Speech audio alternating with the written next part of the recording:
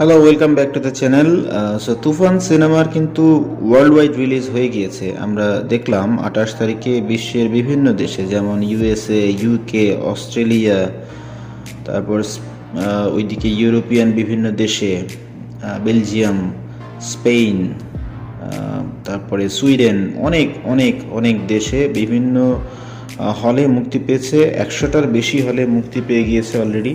তো এটা একটা বড় মাইলফলক। বাংলা সিনেমা এর আগে এত বড় পরিসরে বিদেশে মুক্তি পেয়েছে কিনা আমার জানা নেই। এমনকি ওই সব দেশের পাশাপাশি ভারতেও সিনেমাটি রিলিজ পাবে আগামী 5ই জুলাই, সেটাই আমরা মেকারদের কাছ থেকে জানতে পারলাম।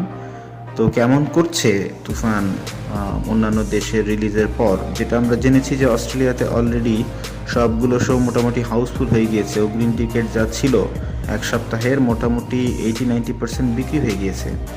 ইউএসএতেও ভালো রেসপন্স পাচ্ছে, এমনকি ইউরোপিয়ান অন্যান্য দেশেও খুব ভালো রেসপন্স পাচ্ছে।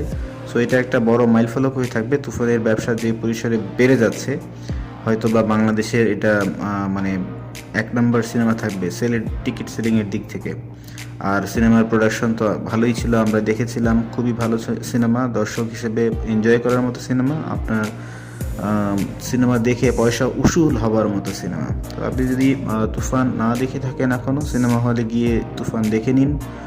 আর তুফান দেখে আপনাদের কেমন লাগলো সেটাও আমাদেরকে কমেন্ট বক্সে জানাতে ভুলবেন না। আমাদের চ্যানেলে যদি নতুন হয়ে থাকেন, please don't forget to subscribe, আর লাইক করে শেয়ার দিয়ে আমাদেরকে আরও গ্রো করতে সাহায্য করবেন। That's all for today. Thank you.